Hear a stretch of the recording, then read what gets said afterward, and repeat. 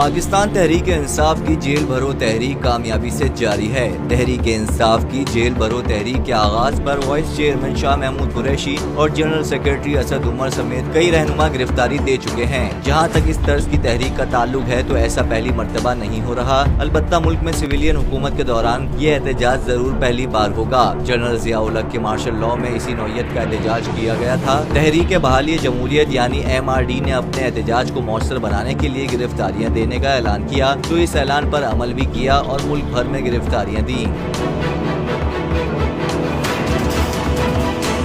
इमरान खान ने जेल भरो तहरीक का ऐलान एक ऐसे वक्त में किया जब मुल्क में सिविलियन हुकूमत है। कानून के तहत गिरफ्तारी उसी वक्त अमल में लाई जा सकती है जब कोई कानून की खिलाफ वर्जी का मुर्तकिब हो या फिर इसके खिलाफ कोई मुकदमा दर्ज किया गया हो। इन वजूहात के बगैर किसी को गिरफ्तार करना कानून के खिलाफ होने के साथ साथ खुद एक जुर्म है। हुकूमत के लिए जेल भरो तहरीक से निपटना आसान नहीं है। इसकी बुनियादी वजह यह है कि गिरफ्तारियों के लिए हुकूमत को ठोस कानूनी वजूहात की जरूरत होगी। इसके बगैर कोई भी गिरफ्तारी एक मुश्किल अमल होगी।